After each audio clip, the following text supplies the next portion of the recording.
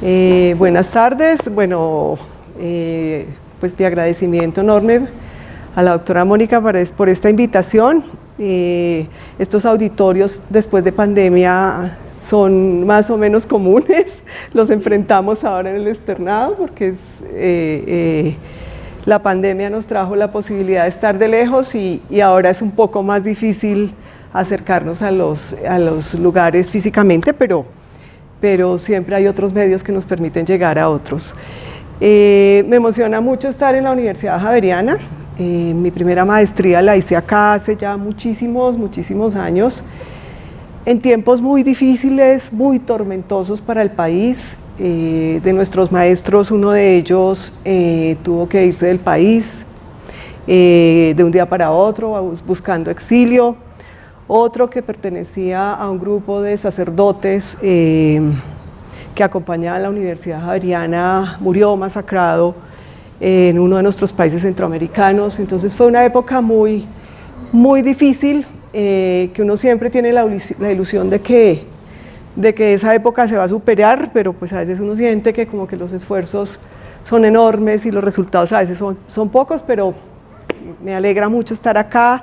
Tuve un proceso de formación muy interesante con un grupo de gente aquí en la universidad que era especialmente de la Facultad de Psicología, y volver a este espacio de otra manera realmente emociona. Hoy voy a hablar, o sea, la charla tiene como dos frentes. Uno tiene que ver con un tema que pues es el motivo del encuentro de ustedes esta semana, que es el Día del Maestro, la celebración del Día del Maestro, y en el caso de ustedes de la Semana del Maestro, pues que implica pensarse el maestro en lo que ha sido, en lo que es y en lo que le espera en el futuro.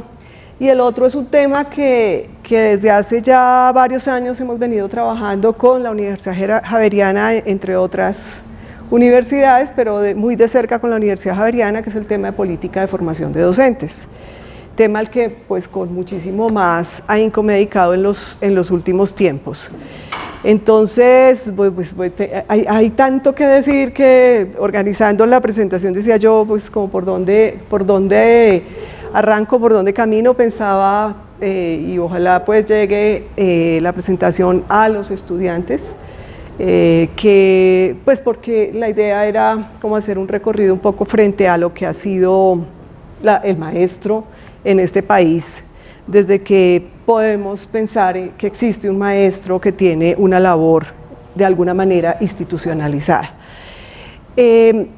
Lo que voy a presentar acá es el resultado de un trabajo largo que hemos venido haciendo, por una parte de mi tesis de doctorado, que apuntó fundamentalmente a caracterizar el sector educativo y a identificar cómo se logró configurar el sector como sector educativo en el país, y pues a mirar el papel de los maestros en esta configuración especialmente.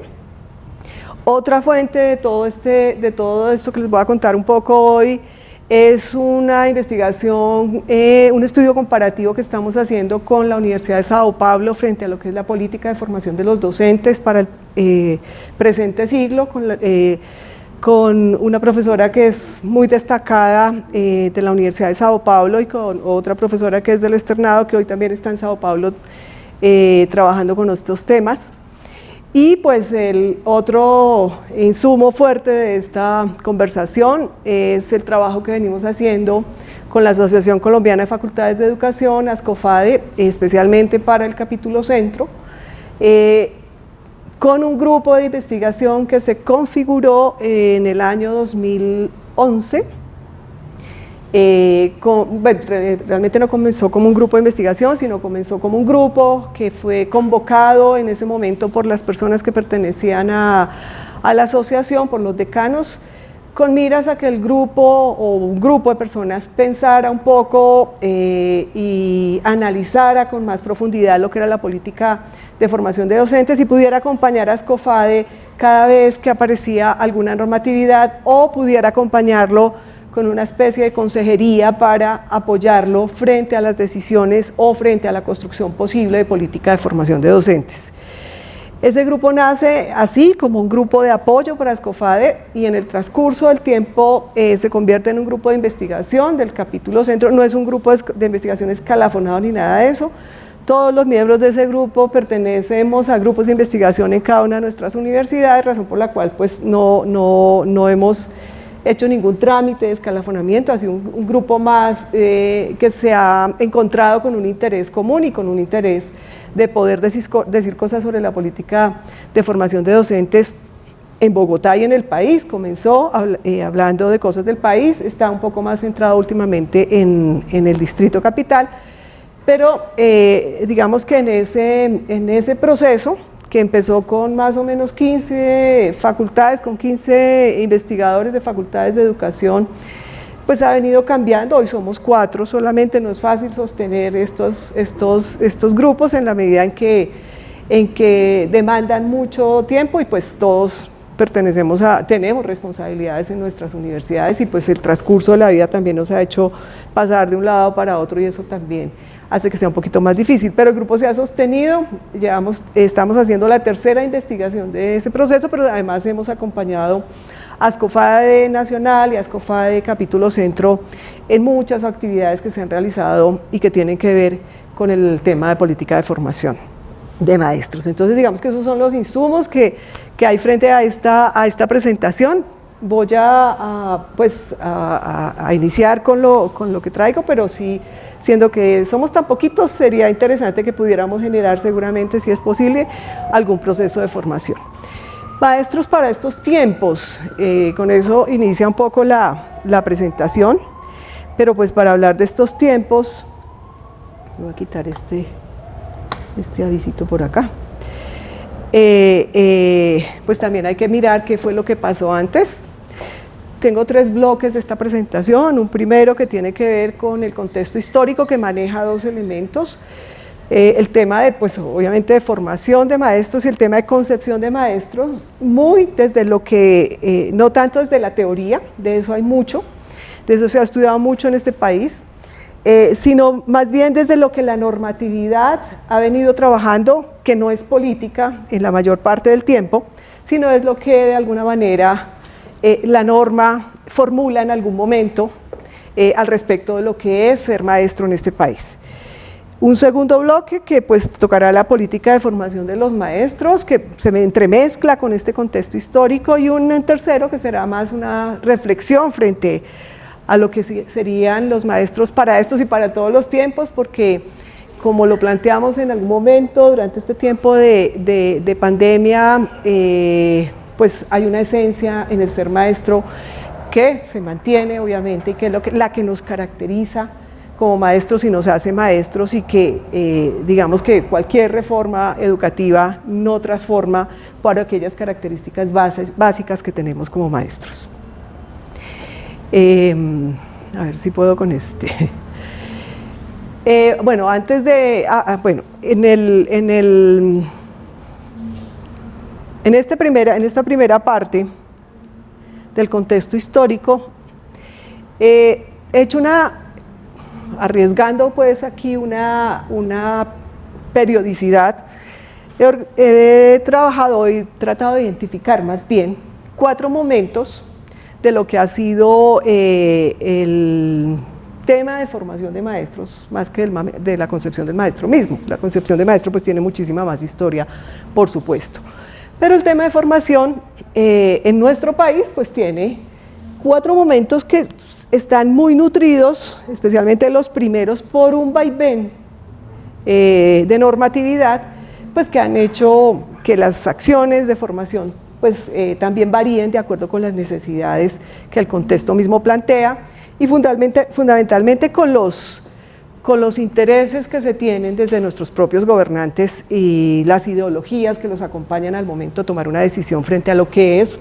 acompañar a un maestro en su proceso de formación o formar un maestro para unas necesidades en particular. Pero antes que eso, pues algunos antecedentes.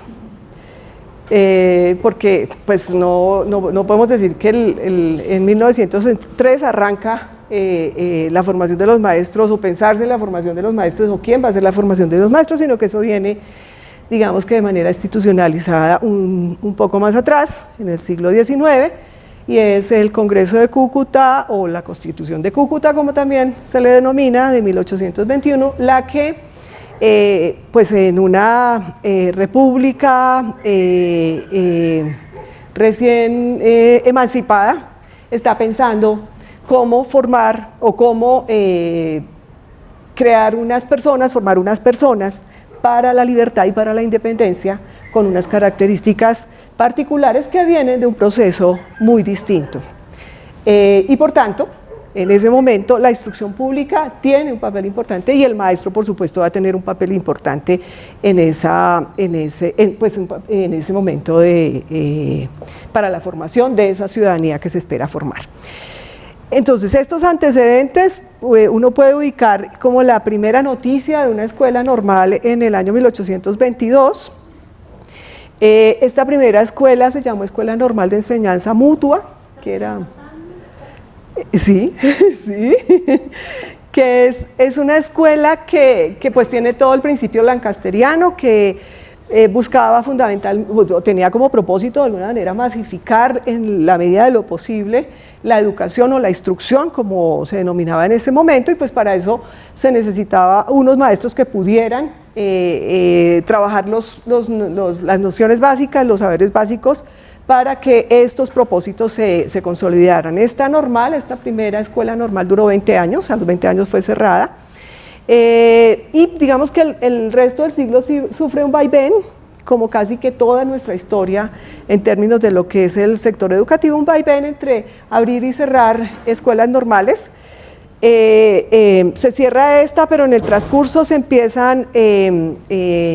abren otras, hacia la década de los 70, se abren escuelas normales de varones y se abren escuelas normales de mujeres, y hacia la década de los 70 estaría el país contando con 14 escuelas de varones y 10 de mujeres. Sin embargo, al finalizar el siglo, muchas de estas escuelas normales se cierran debido a las condiciones que en ese momento enfrenta el país. Tenemos próximo una guerra civil, hay un conflicto político interno, y pues muchas de estas escuelas se utilizan como albergue del ejército. Entonces, digamos que el tema aquí de formar y de educar y de llevar la instrucción a los ciudadanos colombianos pasa a un segundo plano, y digamos que así termina este siglo en términos de lo que implica la formación de los maestros para la época en que estas escuelas normales surgieron. Cecilia, una pregunta. Me imagino que todas regidas por comunidades religiosos. Ahí vamos para lo que viene. El siglo XIX de todas maneras tuvo una época, digamos, aquí nos movemos mucho entre la visión conservadora y la visión liberal. Cuando está presente la conservadora, pues prima el criterio religioso o la comunidad religiosa. Cuando no está, digamos, sin quitarle esa labor, porque no ocurre eso durante ni el siglo XVIII, ni el siglo XIX, ni el siglo XX, sí tienen un papel fundamental, y y aquí empieza el primero de los momentos que yo he delimitado, que además tiene como 3 periodos gruesos, porque este vaivén es enorme, pero hay una inestabilidad enorme a lo largo de esta primera mitad del siglo XX en torno a lo que es el maestro y lo que es la formación del maestro. ¿Cómo arranca el siglo? Con un país yo he utilizado 3 criterios para organizar un poco la información. Uno es el contexto, otro es el maestro y otro es la formación de los maestros. Para este primer momento, digamos que el primer periodo de este momento, pues es un país que arranca con el nuevo siglo en conflicto, en enfrentamiento permanente, y pues este es un dato muy, muy importante a propósito de lo que nos dice la profesora, que es el concordato que se acuerda en el año 1877 entre la Santa Sede y la República de Colombia, digamos, se acuerda y le da un papel muy, muy importante a la Iglesia y a la religión católica, a la Iglesia católica, en la formación o en la instrucción de los colombianos. En este momento, de todas maneras, hay una necesidad también de crear condiciones para el ejercicio de la ciudadanía, que no se ha perdido, es necesario, se necesitan ciudadanos que puedan firmar, por lo menos que puedan firmar, porque digamos que el país está entrando en procesos de transformación política y se requieren este tipo de ciudadanos. Un segundo momento importante que tiene que ver con la llegada de los liberales al poder, y pues esto es una época muy característica también, que se refiere a las reformas liberales, o que está en el tiempo de las reformas liberales. Digamos que para lo que concierne a la educación, implica la separación. Bueno, hasta aquí tenemos Ministerio de Salubridad e Instrucción Pública, entonces es un solo ministerio que está tratando los dos sectores o los dos aspectos en el país. Y para 1928 se da la separación y se crea el Ministerio de Educación Nacional, es decir, desde allá tenemos Ministerio de Educación Nacional. Se genera una reforma importante en la enseñanza primaria y secundaria. Esta reforma de la enseñanza secundaria en manos de los gobiernos liberales está apuntando a que los que lleguen a la secundaria puedan ingresar a la universidad, pues porque hay una necesidad enorme con un espíritu progresista de generar progreso en el país, y para generar progreso en el país pues se necesita que los ciudadanos tengan una mayor instrucción y por supuesto que se tengan mejores maestros para atender estos ciudadanos. Esto no se logra, o sea, los propósitos que se tienen con estas reformas liberales no se alcanzan, pues porque seguimos en la misma lucha entre poderes, y pues digamos que esta primera mitad del siglo y este primer periodo se cierra con pues el evento que todos conocemos, que nos ha marcado a los colombianos durante, yo diría que más casi un siglo, y es lo que ocurre en el 48, donde pues toda esta situación de violencia se extiende a todo el país, pero también esto está generando una transformación del país, porque esta situación, la época de la violencia o la situación de violencia, genera migración, ¿dice algo?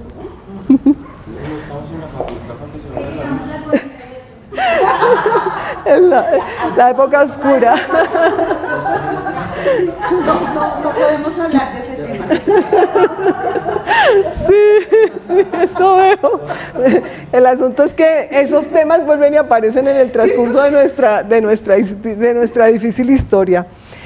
Entonces, hay un proceso de transformación del país generado por esos procesos de migración,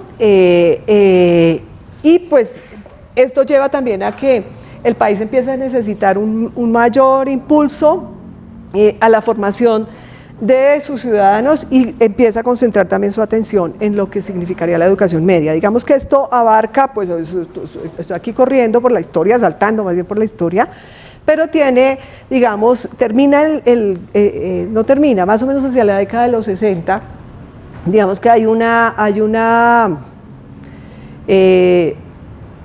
un enorme esfuerzo por generar una transformación del sistema escolar, todavía muy concentrado en la educación primaria, pero con mayor propósito de trabajo en la educación secundaria, con una presencia muy fuerte de la religión católica. Después de que ocurrió todo esto, vuelve otra vez a la Iglesia Católica a tomar las riendas. Entonces digamos que vivimos como un poco en ese permanente vaivén de lo que es el sector educativo. ¿Qué es el maestro? Ya tenemos una foto de las normalistas de una escuela normal, de las normalistas de una escuela normal. Creo que está la primera. Acá está. No sé si se vea, creo que no se ve mucho. ¿Qué pasa después del 48?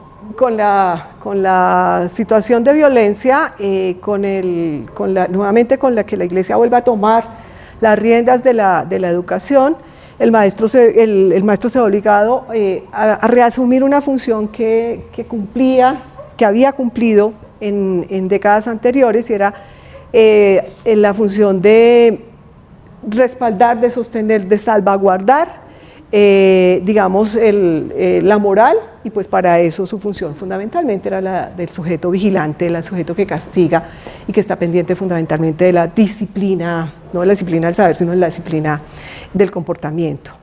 Hay pues un retorno a esas prácticas pedagógicas de inicios de siglo, digamos que y también no solo en el ejercicio que hace en su aula, sino también en las condiciones que se le imponen al maestro, y él tiene que nuevamente volver, después de que eso ya se había superado con la cantidad de estatutos que tuvimos en la primera mitad del siglo, y es la necesidad que él tiene de respaldar su ejercicio presentándole a los sacerdotes su partida de bautismo y el comprobante de buena conducta al cura de las parroquias donde se encuentra. Entonces aquí lo que se vive es una recatolización de la educación pública, un incremento una intensificación de la enseñanza religiosa, también un poco después del 48, con la situación que se está viviendo, la historia tiene lugar, la historia es importante, por eso aparece y desaparece a conveniencia de nuestros gobernantes. En ese momento vuelve a aparecer con unas decisiones orientadas por el gobierno, con miras a que se enseñe una historia que recoja fundamentalmente los héroes y los hechos más importantes para evitar no para evitar, sino para reducir cualquier posibilidad de insurrección que se pueda presentar, especialmente en las zonas urbanas del país. Viene luego un maestro, un poquito distinto, ya un poco más con todo este desarrollo de la educación, con la intención de fortalecer la educación media. Y digamos que para la década de los 60, toda esta información sale especialmente de los estatutos que se crean y de los escalafones que se crean, más que de los estatutos, de los escalafones, de los que hay cerca de unas 25 versiones desde principios del siglo. No hay un documento que especifique que el maestro es de estas características. Esto ocurre un poco más en los documentos más recientes, pero digamos que los escalafones nos permiten ver algunas de las características que se espera tenga el maestro en cada uno de los momentos. Entonces, ¿qué se está esperando en este momento cuando ya empieza a llegar al país o entra o se incorpora al país el paradigma de la planificación, que trae consigo también la tecnología educativa y que va a traer después el modelo conductista como un modelo importante para el trabajo, para la formación de los estudiantes? Entonces, ¿qué se espera de este maestro? Pues en primer lugar, esto no sale sino mucho después, proporcionar formación cristiana y democrática, que esté preparado para eso, que esté preparado para proporcionar formación científica, formación profesional y técnica adecuada, y aquí hay un peso importante de las ciencias pedagógicas y especialmente psicológicas en la formación de los maestros, ahorita miramos quién está a cargo de la formación, pero aquí en este periodo se crean grupos de maestros que van de la Universidad Pedagógica que se van a formar en Estados Unidos para aprender estas técnicas y traerlas para reproducirlas con los maestros nacionales que se están formando en lo que ya son las escuelas de las universidades pedagógicas de Bogotá y de Tunja, que anteriormente eran las escuelas normales, pues digamos más importantes del país.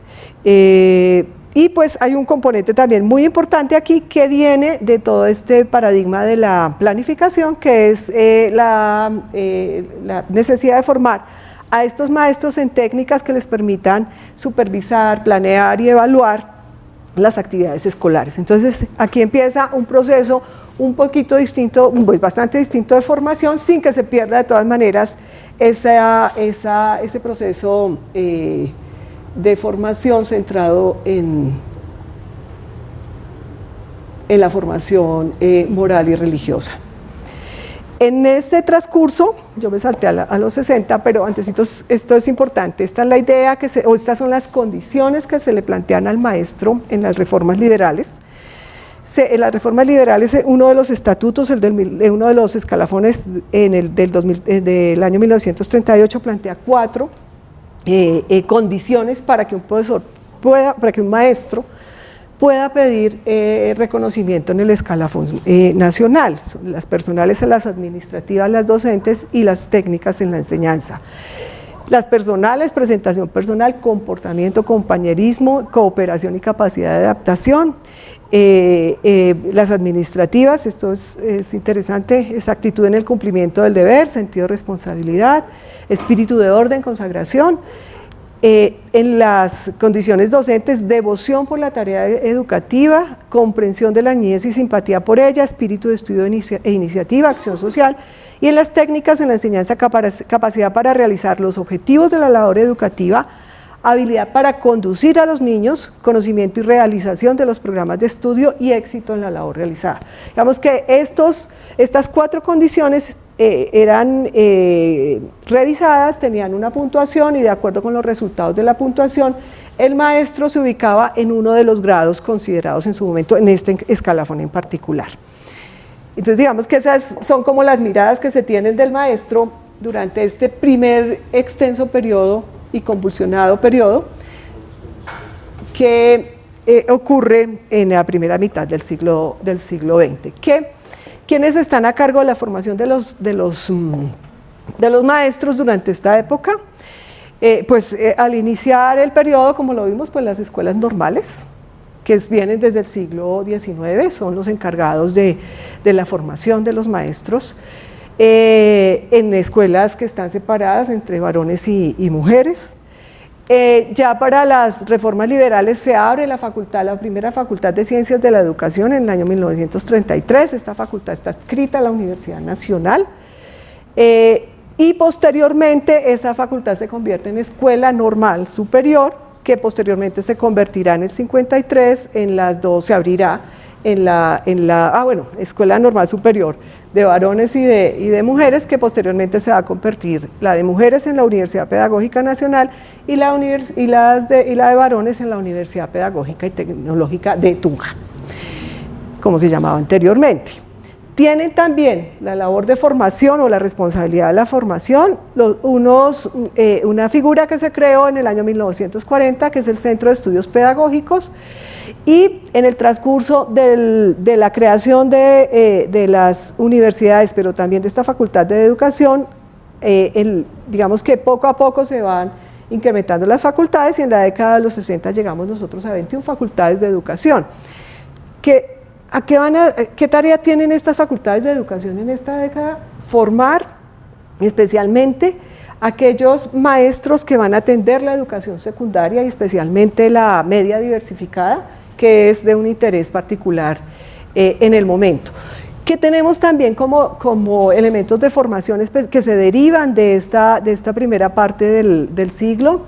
Tenemos los liceos pedagógicos que están desde la ley, están mencionados los liceos, los congresos pedagógicos y las asambleas, que van a ser como esos espacios de formación que podríamos hoy llamar quizás como formación en ejercicio. Cada uno tenía una característica particular. Las asambleas, los liceos estaban, eran encuentros de los maestros de las regiones que llegaban con inquietudes específicas y que tenían unas reuniones anuales con miras a pensar el trabajo pedagógico, fundamentalmente, esa era su intención. Y pues cada una de las instancias estaban ya sea en el orden nacional, ya sea en el orden regional o ya sean en el orden local, pero siempre estaban acompañadas de la supervisión o del monitoreo que se hacía desde desde los supervisores o desde las personas que dirigían el sector educativo, pero servían de instancias de reflexión que pues no tenían realmente mucho impacto en las decisiones que se tomaban sobre la instrucción o sobre la educación, pero pues servían como espacios de encuentro que posteriormente fueron convirtiendo en unos espacios un poquito más académicos, pero también de discusión sobre lo que se estaba haciendo en el sector educativo. El segundo momento, aquí traje un péndulo, pero no se mueve, no se movió, pero la idea es que tenemos siempre, estamos en ese vaivén, ¿no? Vamos y volvemos, y tenemos un tema importante cuando uno mira el tema de política de formación, y es que en el país se entendió la política durante mucho tiempo, la política pública, como normatividad. Entonces lo que nosotros encontramos es una extensa normatividad que nos habla sobre lo que ocurre y lo que debe ocurrir en el sector educativo, pero muy poca política. Realmente, si uno logra pensar que existe política de formación de docentes, la puede ubicar digamos, como en dos momentos de la historia del país que ahorita vamos a mirar, pero no son estos. Esto es de una extensa normatividad sobre lo que tienen que hacer las escuelas y lo que tienen que hacer los maestros. Este segundo momento lo denominé de la tecnología educativa al movimiento pedagógico. Es un movimiento intenso y extenso también. Venimos de un fortalecimiento de la educación media diversificada. Se han creado los CINEM, los CITA, los CDR, pues que tenían un propósito fundamental en el país, especialmente en poder formar mano de obra que pudiera servir al país en un momento en que empezaba y quería un proceso de industrialización. Viene un elemento importantísimo que va a ser determinante luego para las decisiones que se toman en términos del papel del Ministerio de Educación y la descentralización de la administración educativa, lo que le da un respiro al ministerio posteriormente y le permite pensar lo pedagógico, porque aquí hasta este momento piensa en lo administrativo, piensa en los recursos, pero no piensa en lo pedagógico. La nacionalización de la educación primaria y secundaria oficial también, digamos que le permite al ministerio pensarse desde otra mirada.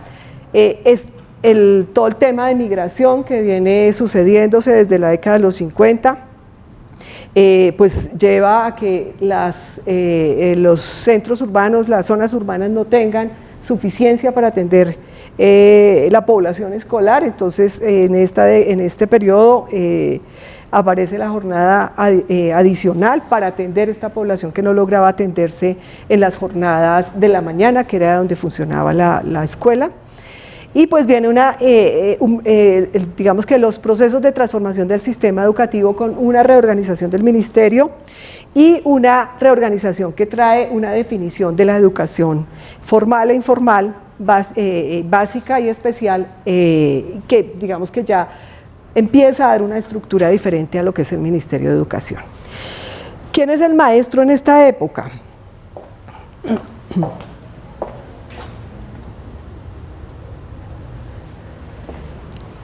Pues el maestro es un vaivén. Ahí tenemos 3 estatutos de la década de los 70. Esta es una época bueno, ustedes creo que lo saben muy bien. La década de los asociaciones, no sindicatos, las asociaciones de maestros se conforman desde la primera mitad del siglo, pero digamos, y se conforman como asociaciones, no como sindicatos. Solo había uno, el del Tolima, que fue el primero que se creó, pero digamos que no tuvo un impacto tan grande. Se crean como asociaciones porque la idea de sindicato generaba demasiado escozor en la sociedad colombiana. Entonces se crean como asociaciones y como asociaciones funcionan. Prioritariamente femeninas, prioritariamente, digamos, con miembros fundamentalmente mujeres, y prioritariamente organizados por profesores, por maestras de la escuela primaria. Anteriormente se denominaban maestras a los de primaria y profesores a los de secundaria. Eso de aquí en adelante desaparece, aquí ya hablamos de docente. Estas asociaciones poco a poco se van organizando. Como en el principio del siglo pues no había una organización y una administración digamos, de los docentes, de la planta docente, que permitiera garantizar el pago de salarios y pues digamos unas condiciones mínimas para el funcionamiento de los maestros, o para digamos las condiciones básicas de vida de un maestro y de calidad. Los maestros empiezan a organizar y pues finalmente conforman en la década de los 60 FECODE, la Federación Colombiana de Maestros en ese momento, de educadores en ese momento, o ya es de trabajadores de la educación, también porque la norma cambia esa denominación. Y digamos que empiezan a hacer una fuerza muy, muy grande en el país. Bueno, esta es una historia que ya todos conocemos. Y eso hace que también se den todos estos movimientos. Tenemos tres decretos en la década de los 70, el primero que se conoció como el Estatuto de Galán, que duró cerca de 3 meses funcionamiento. El otro que se conoció como el Estatuto de Durán-Duzán, y el que finalmente es vigente hoy, que es el Estatuto 2277, perdí un numerito ahí, del 79.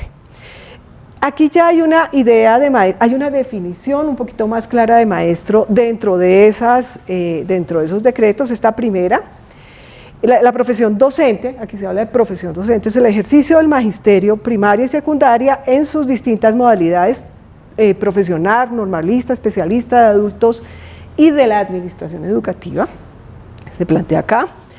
Y aquí hay digamos, una característica importante, y que dice que la profesión docente es también esa actividad que realiza el personal docente por medio de la televisión y otros medios.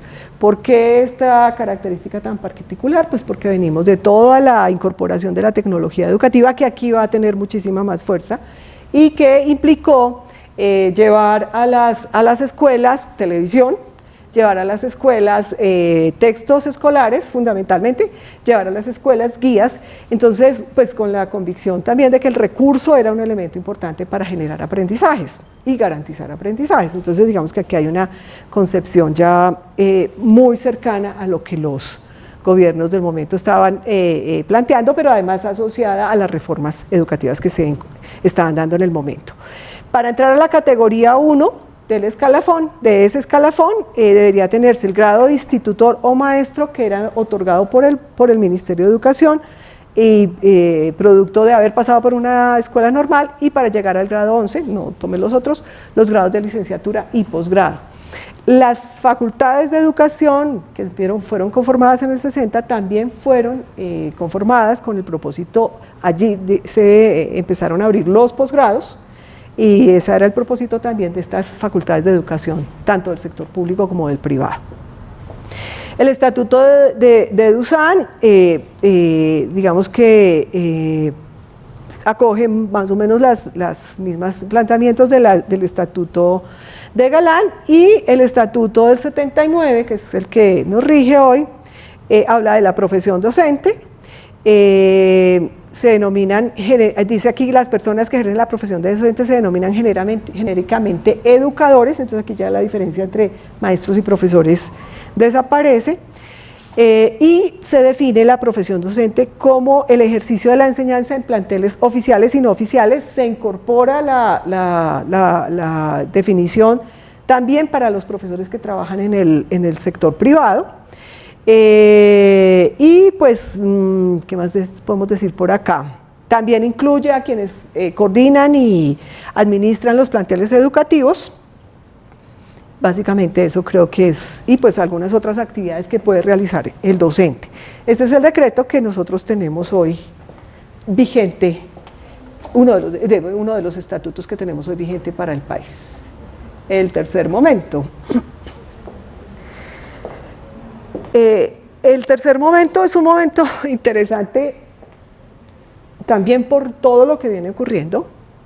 Es un momento que yo diría que es muy corto, pues se viene de los maestros vienen de haber de una victoria enorme, que es el Estatuto Docente del 79, que se ocupó fundamentalmente de la reivindicación laboral. Y digamos que ganadas estas reivindicaciones, pues los maestros tienen un espacio un poco más grande para pensar la pedagogía, para pensarse como maestros, para pensarse como intelectuales, para pensarse como trabajadores sociales. Eso va a generar una dinámica distinta durante la década de los 80, pero a la vez durante la década de los 80 está todo el proceso de reforma curricular o de renovación curricular, como se le llamó en su momento, pues que va a entrar en choque con lo que los maestros, con los intereses de los maestros. El ministerio en la década de los 70 formula toda esta renovación a través del programa de mejoramiento de la calidad, no se llamaba, el programa de mejoramiento cualitativo de la educación, y ahí formula más o menos, creo que son 4 programas que están atendiendo la organización del sector educativo, están atendiendo, allí es donde podemos ubicar quizás la primera, lo que podríamos denominar como la primera política de formación, porque diseña una propuesta específica para la formación de los maestros y digamos que se empieza a ocupar realmente del tema pedagógico y del tema educativo el Ministerio de Educación, pero también los maestros se empiezan a ocupar de lo mismo.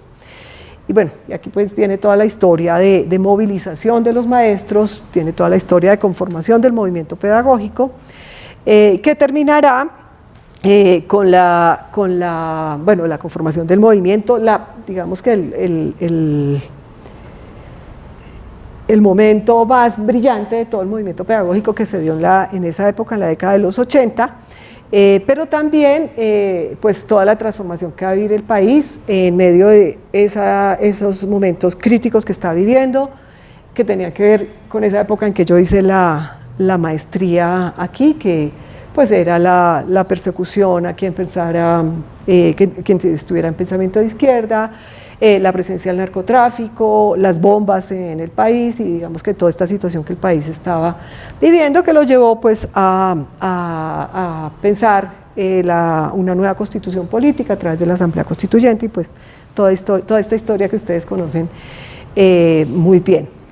Entonces digamos que este contexto además, bueno, yo aquí no he tocado nada de lo que internacionalmente está implicando también la educación, pues porque si no se me va el tiempo por allá y no acabo nunca, pero también hay un papel importante en todo lo que está ocurriendo en el país y en cómo incide todo eso que está ocurriendo en el país en esto que significa ser maestro y en esto que implica la formación de los maestros. De los maestros para los maestros, he denominado este periodo porque es la construcción y el trabajo que hacen los maestros que se concreta en la ley 115 del 94 con otros actores que los acompañan y en acuerdo con el Ministerio de Educación, quizás con todo lo que implique y todas las discusiones que se han dado alrededor de eso, es digamos un momento en que el Ministerio de Educación y FECODE se sientan a pensar y acordar aspectos que consideran relevantes para la educación. En el momento, la educación tiene ya un lugar acá en la Constitución Política importante que no lo tenía antes, tiene una ley completamente dirigida a la educación, entonces digamos que las ganancias son muchas en su momento. ¿Quién es el maestro en este momento? El maestro aquí, digamos que con todo esto que ha ocurrido con el movimiento pedagógico, el maestro, y aquí se ve reflejado fundamentalmente en la 115, bueno, seguimos ya acá hablando del educador, o sea, aquí ya no estamos hablando de maestro ni de docente, estamos hablando de educador. Dice acá, es el orientador en los establecimientos educativos de un proceso de formación, enseñanza y aprendizaje de los educandos acorde con las expectativas, y acá está toda la apuesta del movimiento pedagógico, con las expectativas sociales, culturales, éticas y morales de la familia y de la sociedad. Es decir, es un maestro vinculado con las necesidades sociales de su momento, que va a formar en el marco de ese contexto fundamentalmente. Traje aquí este articulito porque este artículo empieza a ser un problemita hoy, es muy cuestionado, pero existe, se ha ido fortaleciendo a lo largo de estos, ¿cuántos años son de la ley?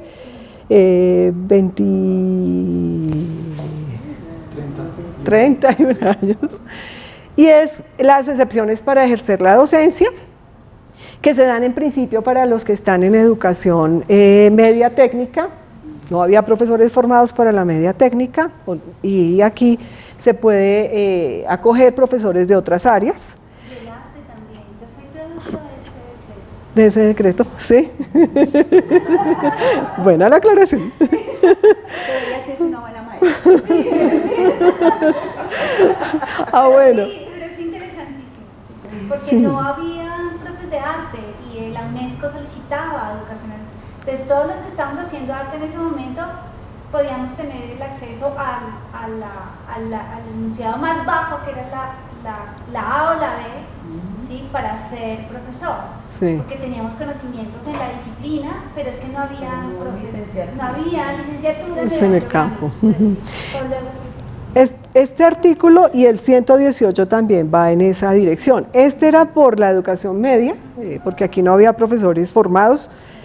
como profesores en esa, y aquí por las condiciones del contexto, donde no hubiera posibilidades de que un profesor llegara, podía otro profesional asumir su tarea. Bueno, hoy digamos, eso se ha potenciado mucho y ahí sigue existiendo la discusión en torno al tema. El título exigido para la docencia es el título de licenciado en educación o de posgrado, es decir, puede ser cualquier profesional, la misma ley 115 lo está planteando, que puede ser licenciado o con posgrado en educación, y el que no lo tuviere, que fuera, bueno, normalista también es otro de los profesionales, o otro de los profesionales que pueden ejercer la docencia. Pero aquí ya se empieza a regular, o a pensar, no a regular, sino a ordenar quiénes pueden ser los maestros, los educadores. La formación, pues la misma ley la plantea. La formación es para las universidades. ¿Quiénes hacen la formación de los maestros? Las universidades o las instituciones de educación superior. Las escuelas normales reestructuradas y aprobadas, recuerden que en esa época empieza todo el proceso de acreditación de las normales, y aquí vienen dos decretos que van a regular tanto las licenciaturas, digamos que aquí empieza con una fuerza grande a organizarse la formación de los maestros. Para las licenciaturas en el 96 se plantea 4 campos para la formación de pregrado: pedagógica, disciplinar, científica e investigativa, deontológica y en valores humanos. Yo no sé si Juan Carlos fue de esta formación, tal vez sí, ¿cierto? Sí, que esa estuvo hasta hace poco, hasta hace muy poco, que se organizaban en esos 4 componentes de formación. Y el decreto 272 del 98 que definió la pedagogía como el saber fundante de la formación, que eso se mantuvo hasta el año 2016-2017, en que digamos, el saber fundante salió, la pedagogía perdió, digamos, lugar en la formación de los maestros a través desde la normatividad.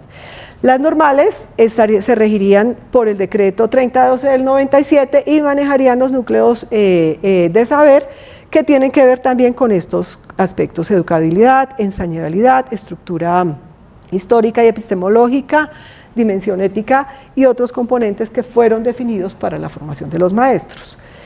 Aquí comenzó, no sé si lo recuerdan algunos de los que seguramente estuvieron en esos momentos, todo el tema de acreditación previa de los programas de pregrado, que se exigió solamente para los programas de educación, y pues ahí digamos que comienza toda una historia que nos va a entrar al momento número 4, que es todo el tema de eficiencia y calidad, que se traslada, por supuesto, a la formación de los maestros.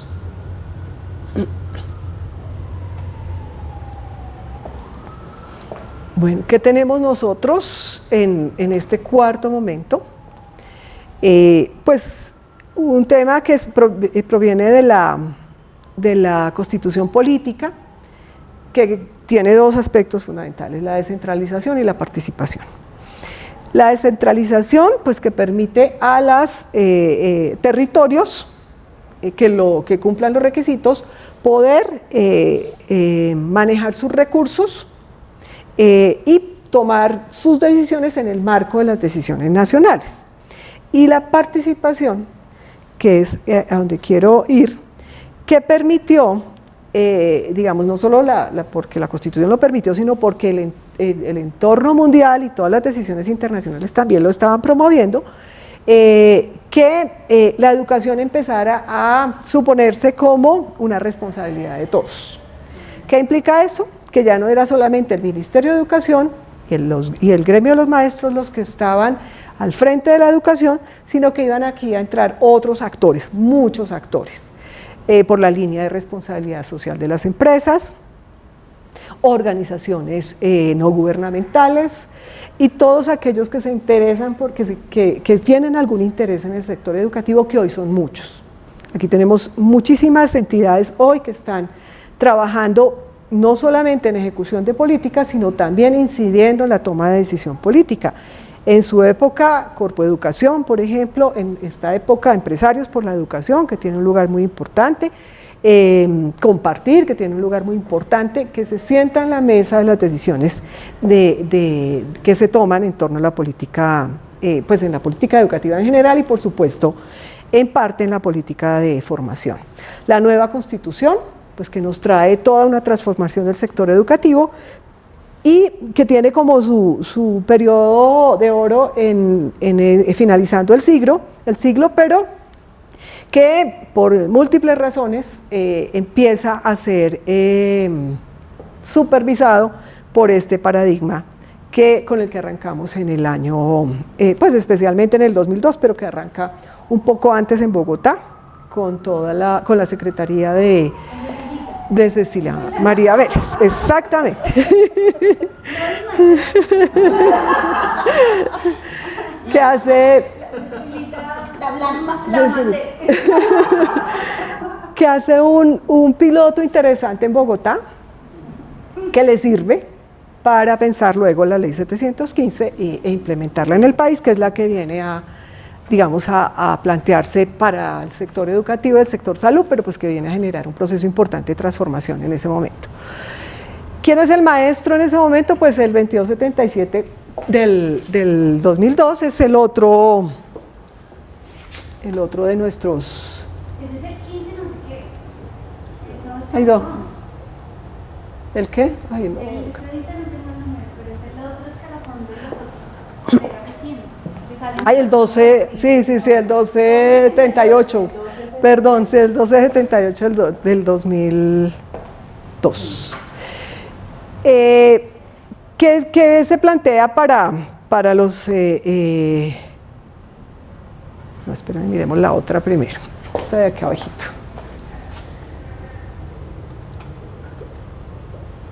Esta. ¿Quiénes son los profesionales de la educación de acuerdo con este nuevo estatuto? Las personas que poseen título profesional de licenciado en educación expedido por una institución de educación superior. Los profesionales con título diferente legalmente habilitados para ejercer la función docente de acuerdo con lo dispuesto en la normatividad, es decir, con que tengan posgrado, que tengan un año de formación pedagógica, y los normalistas superiores. Esto es interesante porque las labores del maestro aquí se amplían considerablemente. ¿Qué va a hacer el maestro ahora? Va a desarrollar directamente y personalmente labores de enseñanza-aprendizaje, son responsables de actividades curriculares no lectivas complementarias de la función docente en el aula, es decir, administración del proceso educativo, preparación de su tarea académica, investigación de asuntos pedagógicos, evaluación, calificación, planeación, disciplina y formación de los alumnos, un sinnúmero de actividades llegan con este decreto para el maestro. O sea, hay un cambio importante en lo que es el maestro, lo que tiene que hacer el maestro para esta época, y viene toda una regulación para el ingreso del maestro a la educación, al sistema de educación oficial, que es a través de todo esto. O sea, estos decretos vienen a reglamentar lo que en la década de los 90 se empezó a reglamentar y a reglamentarlo articulado a todos los temas de calidad. Entonces se reglamentan las condiciones de calidad para el registro de los programas de licenciatura, se reglamentan los empleos del Sistema Especial de Carrera Docente con el decreto 490 de 2016 y esto que es lo más reciente que tenemos, que son las resoluciones 2041, que fue derogada por la 18583, que van a definir las características de los programas de licenciatura. Y las van a definir, digamos, con lo que se ha cuestionado enormemente, con una incidencia mayor en los currículos, pasando por encima de la autonomía curricular de las universidades, pero pues así es como la norma lo planteó y no hubo poder humano que lo pudiera modificar. Entonces aquí hay unos componentes específicos que hay que trabajar, que se deben considerar fundamentos generales, saberes específicos y disciplinares, pedagogía y didácticas de las disciplinas. La pedagogía se convierte en un componente cuando era la disciplina fundante, el saber fundante, ahora es un componente. El tema de la ampliación de créditos de la práctica, que fue lo que más generó choque con el Ministerio de Educación, que luego se logró una modificación mínima con el 18583, pero digamos que quedó así. No quiere decir que esté mal lo de la práctica, pero pues digamos que hay unos temas que hay que coordinar de una manera un poco distinta, y hay un tema de investigación que se adiciona también a toda esta última reforma, que es la reforma, digamos, uno diría que esta es la reforma con la que, bueno, esto no lo tiene ni claro el Ministerio. Se supone, nosotros elevamos consulta desde la asociación para saber, para que nos dijeran qué regía para las licenciaturas en este momento. Ellos dijeron que esto, que regía era el 18583. Yo no sé si ustedes han estado en recientes procesos de renovación. Duramente. Y los pares vienen, por lo general, con el 1330. Entonces, ¿qué rige? ¿Qué hacemos nosotros? ¿Por el 18533 o por el 1330? El ministerio dice que por el 18583. Y tuvimos hace poco un encuentro con el equipo de educación superior, pues con miras a que se trate de armonizar, por lo menos armonizar esas dos normas, y estamos pendientes de que nos concreten una mesa de trabajo, pero pues creo que esto ya se terminó, ya le tocó al próximo gobierno pensar qué vamos a hacer con estas inconsistencias que hay en esas dos normas que rigen para la educación superior. Es querer generar un lineamiento cerrado de formación pedagógica cuando cualquier persona puede ser profesor. ¿Sí? Entonces, ahí hay unos criterios absolutamente incoherentes, ¿no? Es decir, tienes que hacer esto para estar en una licenciatura, pero luego sales como graduado y cualquier persona que no haya pasado por ese proceso puede ser docente. Entonces, pues eso es un tema pendiente de discusión que hay que resolver. El 31 de diciembre a las 5 de la tarde. Ah, sí, claro, sí. Sí, eso al buen estilo de nuestros gobiernos. Este es un documento emblemático, diría yo. Yo les decía que en los 70, en el 76, creo que con el programa de mejoramiento cualitativo de la educación, se diseñó un programa de formación de maestros, se diseñaron unas estrategias de formación de maestros que uno podría pensarlas como política de formación, que se trabajaron a través de los centros experimentales piloto, en Bogotá con la DIE, que fue, digamos, la que impulsó mucho este tema. Y digamos que ahí había una intención específica de formación con miras a que se articulara la renovación curricular que venía de los 70, 80. Pero de ahí para adelante no había nada preciso. Este documento, que seguramente ustedes conocen, que es un documento que arranca en 2010, con una intención del ministerio de mirar a ver si se puede pensar una política de formación de maestros.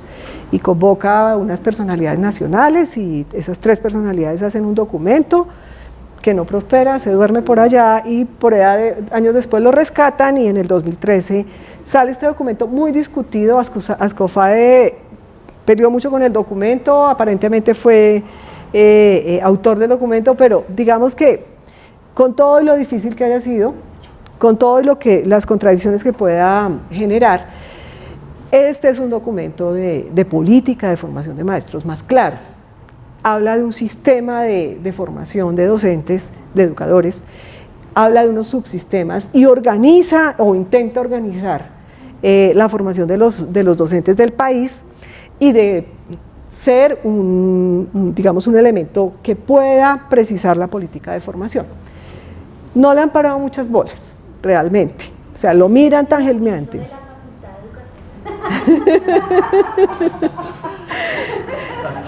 Nacionalmente, los ministros que han venido después de que salió que después de que salió este documento, ni la ministra que estaba en su momento, ni las ministros no, las ministras que han venido posteriormente, ninguna ha atendido como el tema. Quizás más atención le han prestado en las secretarías de educación, un poco también porque las secretarías, bueno, esto es un tema de descentralización. La formación de los maestros dejó de ser, digamos, una responsabilidad completa del Ministerio de Educación y pasó a ser una responsabilidad de las secretarías de educación. Pero aquí pues también esto tiene sus disparidades, sus desigualdades más bien. Secretarías de Educación como Bogotá pues tienen una fortaleza enorme, tienen recursos y generan política de formación de los maestros. Cada uno, incluso, o sea, desde siempre, desde Cecilia María Vélez hay política de formación. Cuando fue secretaria de Educación ha habido política de formación de los maestros del distrito. Bueno, incluso desde Antanas Mocus, perdón, incluso sí, no. Le puse mucho a Cecilia. Tiene toda la razón. No, arranca. La viví con paros, o sea, la viví con paros cardíacos de mis compañeros. Sí, es decir, con la muerte física de mis compañeros que salían de los colegios a causa de Cecilia. Eso fue un momento bastante lamentable en la educación del distrito y luego nacional. Entonces sí, yo la tengo muy incorporada. Y tiene toda la razón. La política de formación arranca con Antanas Mocus, con el primer gobierno. Realmente arranca. Yo creo que con el movimiento pedagógico. Pero no es política. Vale, sí. No es política, Pero o sea. yo soy genéticamente profesora y entonces yo acompañé a mi mamá a todos los cursos de formación de la DIESER. Entonces era un ejercicio, sí, sin ser política, pero era un ejercicio formativo exploratorio muy interesante, con los créditos del 2277. O sea, porque de alguna manera hay una regulación política en ese estatuto de que usted tiene que tener créditos para subir en el escalafón. ¿Sí? Entonces, yo creo que desde ahí Sí, acá me faltó referir esto que está diciendo, profe, y es que la formación en la década, no, antecitos, en la década de los 70, de los 80, estuvo a cargo también del movimiento pedagógico. Pero eso no es política, o sea, son acciones de formación, no son política, pero ese sí fue un espacio de formación interesante y muy fuerte de los maestros, que posteriormente se convirtió en las comisiones pedagógicas, que también fueron acciones de formación, y posteriormente se fueron. Antanas Mocus en su primer gobierno empieza a incorporar algunos elementos de esta formación. De hecho se lleva a la gente del movimiento pedagógico para la Secretaría de Educación, algunos de los cuales se quedaron luego con Cecilia María Vélez y siguieron después en esa ruta. Otros sí se apartaron y siguieron con estos, digamos, con estos procesos de formación, pero digamos que el movimiento pedagógico jugó un papel importantísimo de formación, pero no es política. O sea, realmente la política se estructura, y Bogotá sí ha hecho un ejercicio muy juicioso de estructuración de política de formación de maestros. Voy a dejar acá para mirar, digamos, lo que yo no sé qué tiempo tengo, porque si es tanto la que tengo. 7:18. Voy a hacer una presentación chiquitica de unas cositas que hemos venido trabajando desde Bogotá.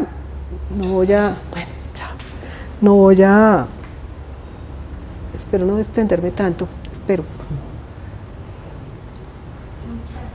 ¿Y esto por qué no me abre la pantallita del PowerPoint?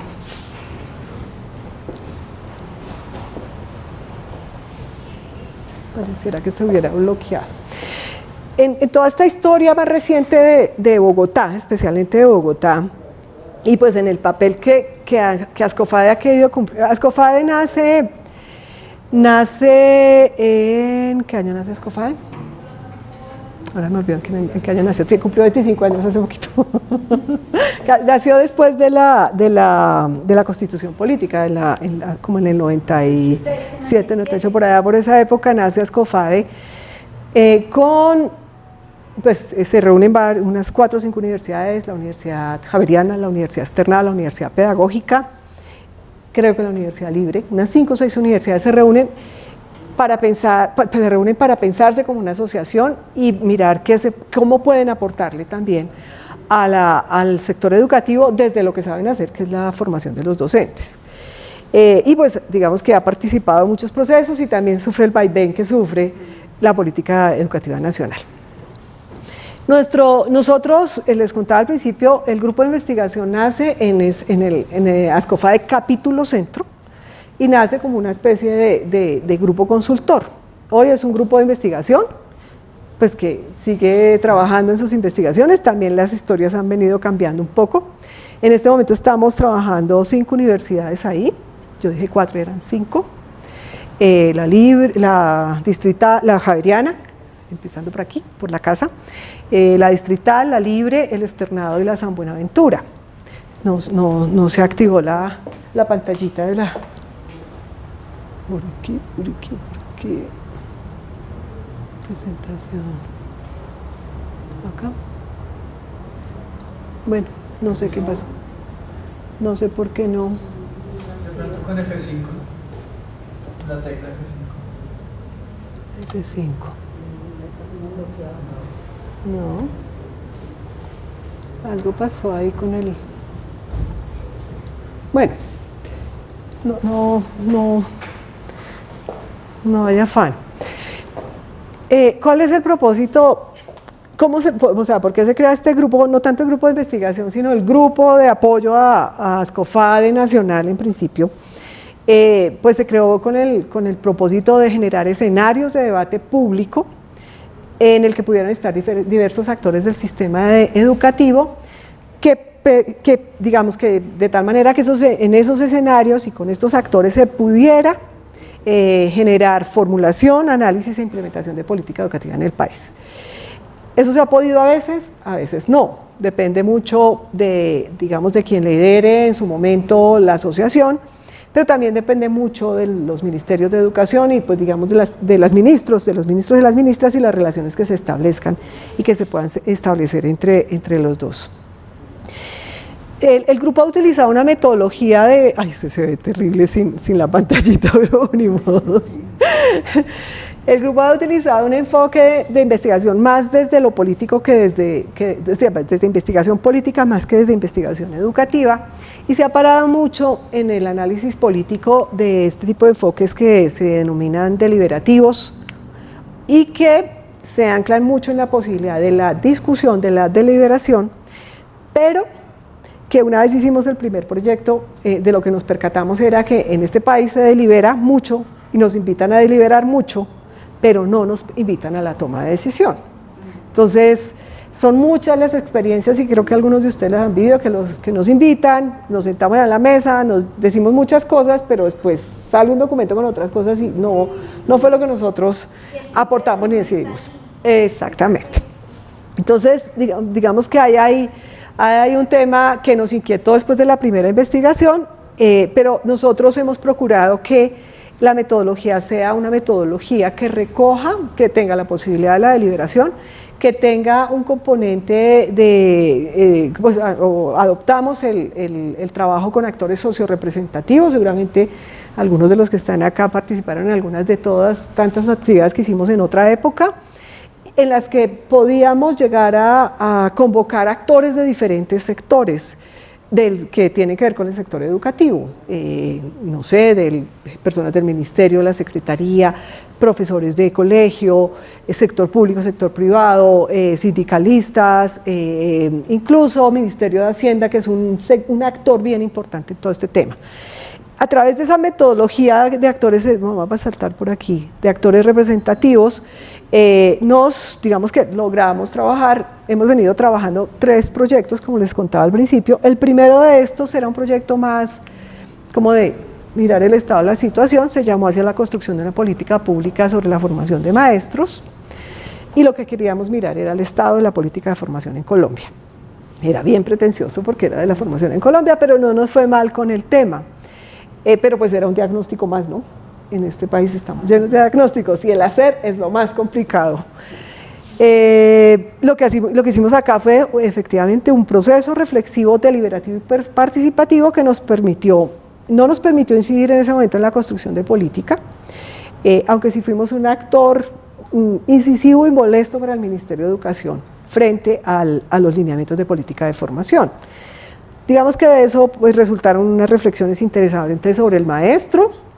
Este tema fue muy interesante porque yo creo que este tema se ha trabajado y discutido en N.000 encuentros y todavía hay mucho que decir, mucho por hacer frente a sobre este aspecto.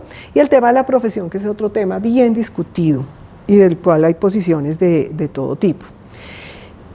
Otro componente que también surgió de todas esas discusiones tiene que ver con qué tanto la pedagogía es el eje de formación y cuál es el papel que juega en la formación de los maestros y qué tanto tenemos nosotros aquí un tema de pedagogía versus disciplina, o teníamos en ese momento, esto es como 2013 por ahí.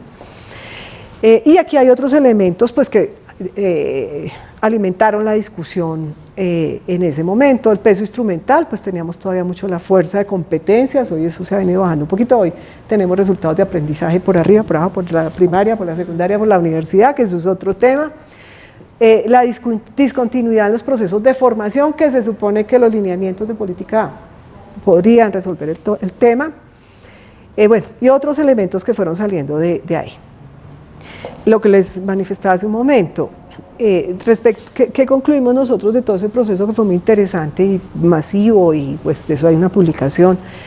Es que, bueno,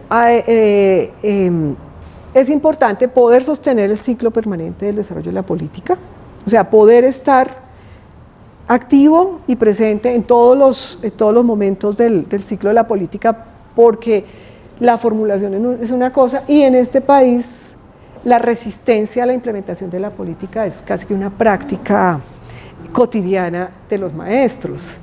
Entonces, como viene el ministerio, yo no lo hago. Es así. Entonces, la política puede ser muy buena o puede ser muy mala, no sabemos a veces, pero no cumple el ciclo. Y pues, por supuesto, la evaluación tampoco. Construcción, este es el elemento que les mencionaba, construcción de la política de manera participativa e incluyente. Participación, de pasar de la participación consultiva a la participación decisoria. Ese es un tema que hay que seguir trabajando.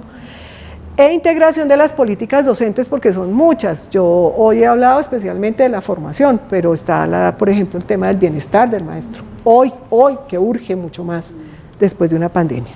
Digamos que son como las cosas generales que resultaron de ahí. La segunda investigación se llamó Sistema de Formación de Educadores, una política pública, su construcción. Entonces aquí fuimos más ¿cómo se llamará eso? Estuvimos más agresivos en el tema, estuvimos más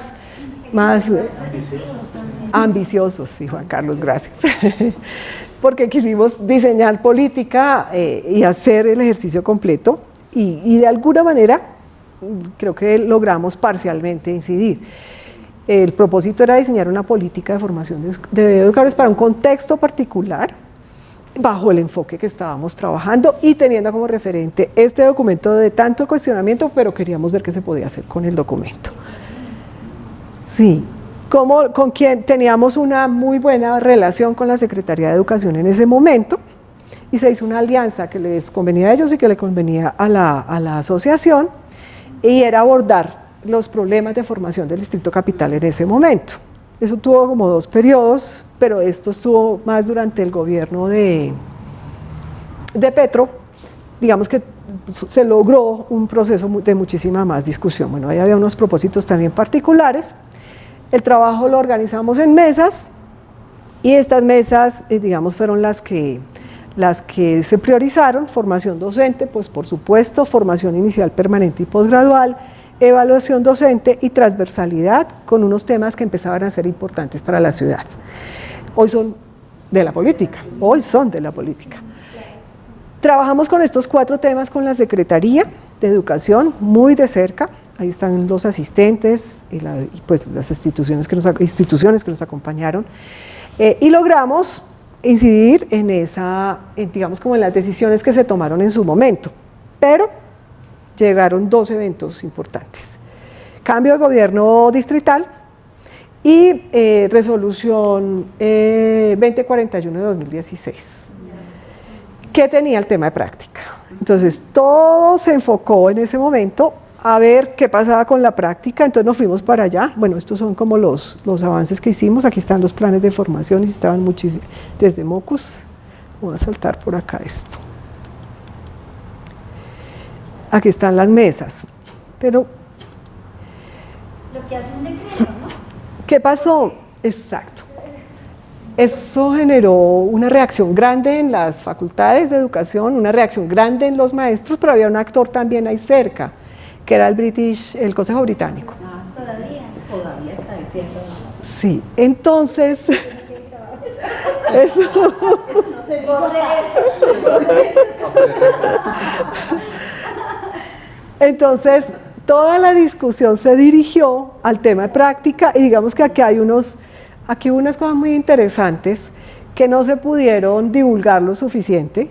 Años después, como 3 años después, cuando ya finaliza el gobierno de Peñalosa, el Consejo Británico no logró, es que este es un tema importante de la política. Si no están todos los actores, no es posible. Entonces, en ese momento que empezaron las discusiones, ese actor no estaba, pero era un actor muy importante, que tomó un lugar importante y que pues digamos que recibió la posibilidad de implementar la política del distrito.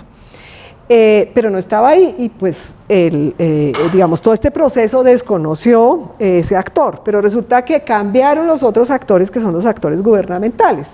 Entonces estos actores gubernamentales sí se fueron con ese nuevo actor que había aparecido, pero este nuevo actor que era el Consejo pues no reconoció los otros que estaban en el juego. No sabía tanto. Sí sabía. Fue invitado. El saber pedagógico. Ah, no sabía, sí, claro, sí, no sabía, esa no era su experticia, exactamente, no lo era. Entonces estos actores trabajaron por separado, con más ventaja el actor que estaba cerca del actor gubernamental, con menos el que estaba lejos del actor gubernamental. Y al finalizar ese periodo de gobierno, pues hubo un encuentro entre Ascofade y el Consejo Británico, en un encuentro con maestros, pero digamos que fue un desgaste enorme que nos deja una lección importante, una lección que no hemos aprendido en el transcurso de los años, y es que los actores todos deben estar presentes, estemos o no estemos de acuerdo. Tenemos que estar presentes para poder jalonar una política y generar un proceso argumentativo, un proceso de deliberación efectivo, o si no, no resulta. Todo el tema de práctica, que hay unas cosas muy interesantes de lo que fue la práctica, o de lo que se hacía en el momento en la ciudad y de lo que podía ser el reto para la práctica pedagógica. Y digamos que, bueno, aquí están las reflexiones finales: cambios en el gobierno, cambios en los cargos del gobierno, exclusión de actores fundamentales y este tema que es bien importante, la tercerización del diseño y la ejecución de la política, que esto es una práctica habitual en nuestro país, que ha sido muy difícil transformar, pero los actores tenemos que seguir trabajando en hacer presencia, pero también incidencia, es fundamental. Y digamos que ahí terminó esta historia de este segundo proyecto de investigación, que llegó hasta un punto que parcialmente lo logramos, pero estos cambios sí generaron, digamos, que no se concluyera como nosotros esperábamos. En este momento estamos en un tercer proyecto que se llama Dispositivos Institucionales y Política de Formación. No ha sido fácil. ¿Qué busca este proyecto? Caracterizar los momentos de inflexión que se presentan con la implementación de la reforma de los programas de licenciatura. ¿Qué queremos mirar? Estructuras curriculares, definición de roles y perfiles del nuevo docente y práctica pedagógica, pues para mirar cuáles son los retos de la normativa que plantea la normatividad actual. Este proyecto debió empezar en el 18, pero comenzó en el 19. La primera tarea fue preguntarle a las 30 y tantas facultades de educación cuáles son sus programas y qué características tienen. Nos regalan, por favor, nos envían, por favor, sus propuestas curriculares, nos envían, por favor, cuál es el rol de maestro que ustedes, o sea, la concepción de maestro que ustedes tienen, y nos cuentan, por favor, cómo hacen la práctica.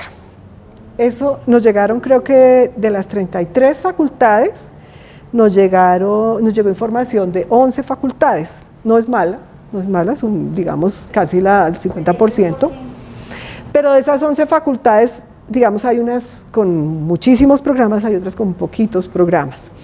Entonces, digamos que esa primera fase fue difícil. Luego vino la pandemia, entonces eso pues nos trastocó nos trastocó mucho la vida. Recoger la información fue un poquito más importante, pero bueno, hicimos un ejercicio por otro lado. Entonces empezamos a mirar por las páginas de las universidades a ver si encontrábamos la información. No es fácil, no está la información que necesitamos.